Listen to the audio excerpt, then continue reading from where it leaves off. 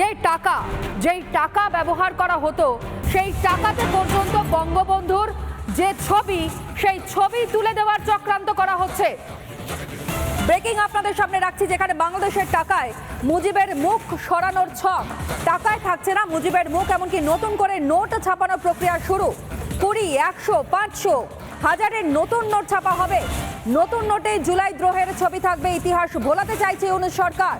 মুজিবকে মুছে ফেলার গভীর ষড়যন্ত্র ইউনূস সরকারের। বাংলাদেশের অর্থনীতি শেষের চেষ্টা চলছে। অর্থনীতি শেষ করতে চাইছে কি ইউনূস, আর এর প্রভাব গোটা বিশ্বের অর্থনীতিতে পড়বে, যেখানে বাংলাদেশ মুখ থুবড়ে পড়বে। সেই বিষয়টা আজ কি কোনোভাবে করতে পারছে এই ইউনূস? তুগলকি সিদ্ধান্তে কার্যত ধস নামতে পারে বাংলাদেশে। বঙ্গবন্ধুর স্মৃতি মুছতে কেবলমাত্র মরিয়া চেষ্টা চালানো হচ্ছে। তাহলে কি পরবর্তী সময় ইতিহাস পড়াতে গিয়ে ছোট ছোট শিশুরা তারা বইয়ের পাতায় জিন্নার ছবি দিয়ে যে তথ্য লেখা থাকবে তা পড়বে? অথচ বাংলাদেশের স্বাধীনতার সঙ্গে যারা যুক্ত তাদের ইতিহাসটাই সম্পূর্ণভাবে মুছে ফেলবার চেষ্টা এই ইউনূস প্রশাসনের। পাশাপাশি আরও বেশ কিছু তথ্য আপনাদের সামনে আমরা তুলে ধরবো। আরও বেশ কিছু তথ্য, যেমনটা ব্রেকিং আপনাদের সামনে আমরা তুলে ধরলাম, ঠিক তার পাশাপাশি আরও বেশ কিছু তথ্য আপনাদের সামনে তুলে ধরি, যেখানে কেন এই মুজিবের ছবি, সেই ছবি কী কারণের জন্য মুছে ফেলার চেষ্টা, কেন সরিয়ে দেওয়ার চেষ্টা করা হচ্ছে, একবার গ্রাফিক্যালি বিগ বলে আপনাদের সামনে তুলে ধরি, যেখানে বারবার করে আলোচনা উঠে আসছে এই গোটা বিষয়টা কোথাও গিয়ে পাকিস্তানের হাত আরও শক্ত করতে চাইছে এই ইউনূস প্রশাসন।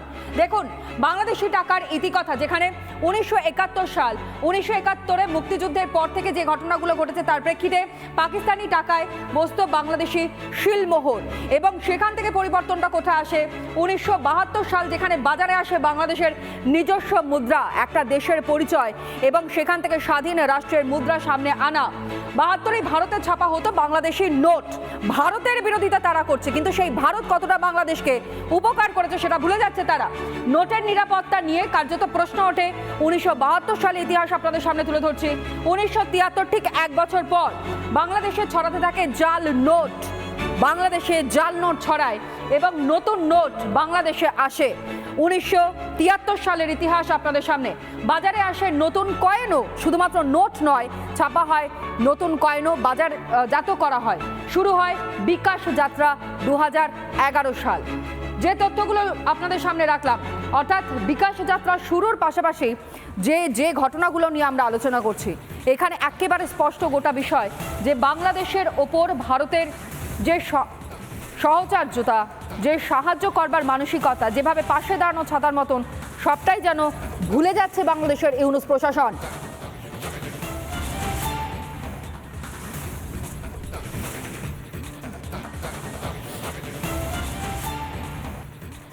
পাকিস্তান নিয়ে আলোচনা করতে হচ্ছে বাংলাদেশের বর্তমান পরিস্থিতির প্রেক্ষিতে দাঁড়িয়ে, কিন্তু এই ইউনূস প্রশাসনের কেন বাংলাদেশের সঙ্গে সঙ্গে পাকিস্তানের প্রতি এত প্রেম জাগছে? কেন, কোথায় সেই সম্পর্ক রয়েছে? একবার সেটাও আপনাদের সামনে আমরা তুলে ধরবার চেষ্টা করি এই বিগ বলে, যেখানে ইউনূস আসবার পর থেকে পাকিস্তানিদের মদদ দেওয়া, তাদের ভাবধারা, তাদের চিন্তাধারাকে নিয়ে কোনো একটা পদক্ষেপ গ্রহণ করা, এবং সেটার কারণ কি?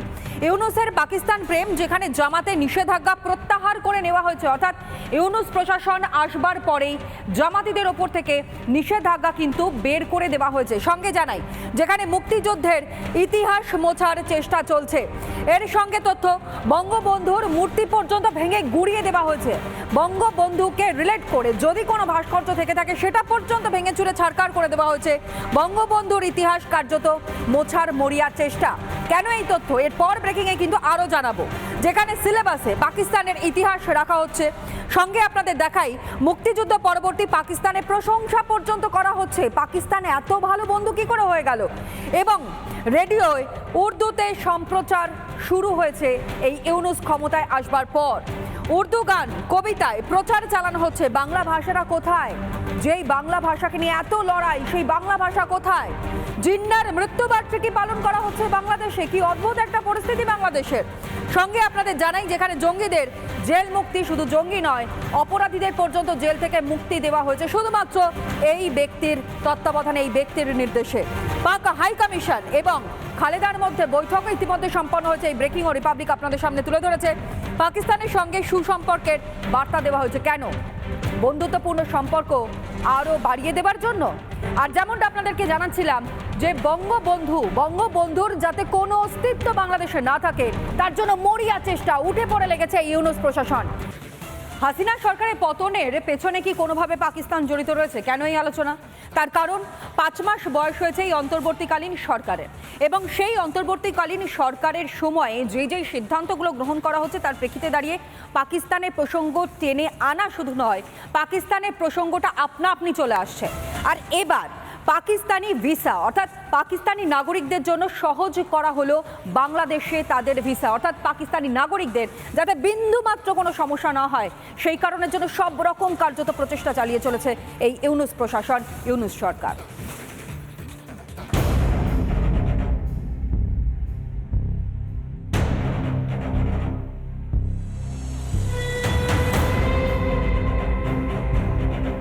হাসিনাকে দেশ ছাড়া করার আসল উদ্দেশ্য কি ছিল?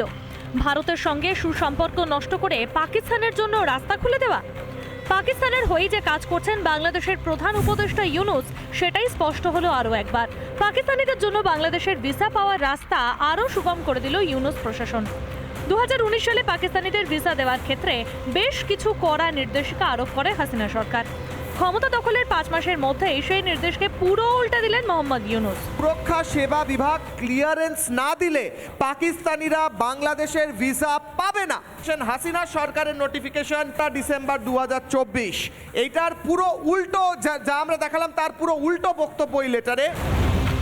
বাংলাদেশের স্বরাষ্ট্র মন্ত্রকের সিকিউরিটি সার্ভিস ডিভিশন বিদেশ মন্ত্রককে একটি চিঠিতে জানিয়েছে পাকিস্তানিদের সহজেই ভিসা দেওয়া হবে, পাক বংশোদ্ভূতদেরও ভিসা মঞ্জুর করতে হবে।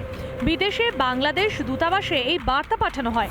পাকিস্তানিদের প্রবেশ সহজ করতেই এই পদক্ষেপ। শেখ মুজিব চেয়েছিলেন পাকিস্তান থেকে বিচ্ছিন্ন হয়ে বাংলা ভাষার ভিত্তি করে এক ভাষাগত জাতীয়তাবোধের সৃষ্টি, আর ইউনূস চেষ্টা করছেন সেখানে সেই পাকিস্তানের সঙ্গে কি করে সংযোগ স্থাপন করা যায় এবং তালিবানি ব্যবস্থা ফিরিয়ে আনা। বাংলাদেশ মৌলবাদীদের হাতে যাওয়ায় সুবিধা হয়েছে পাকিস্তানের হাত শক্ত করার জন্য ইউনূস সরকারের ভিসা সংক্রান্ত এই নির্দেশিকা তা দেখলেই বোঝা যায়। মৌলবাদীদের দিয়ে ভারত বিদেশ সরানোর পেছনেও যে ইউনূসের ভালোই মদত রয়েছে তাও আজ দিনের আলোর মতো স্পষ্ট। পাকিস্তানের যে সন্ত্রাসবাদীরা বসে রয়েছে তাদের ছাগলের এখানে বাংলাদেশে 3টি সন্তান দেখা যাচ্ছে।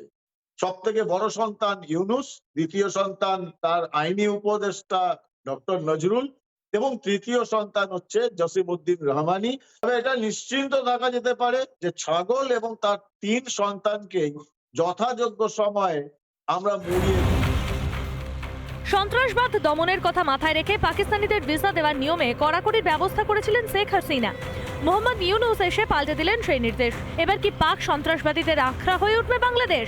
পাকিস্তানিদের অবাধ যাতায়াতে সন্ত্রাসবাদী কার্যকলাপ বাড়বে বলে আশঙ্কাও তৈরি হয়েছে। রিপাবলিক বাংলা। নানা ধরনের কন্টেন্ট দেখার জন্য লাইক করুন, শেয়ার করুন আমাদের ফেসবুক পেজ, সাবস্ক্রাইব করুন আমাদের ইউটিউব চ্যানেল। পাশাপাশি অন্যান্য ব্রেকিং নিউজের জন্য অবশ্যই চোখ রাখুন রিপাবলিক বাংলায়।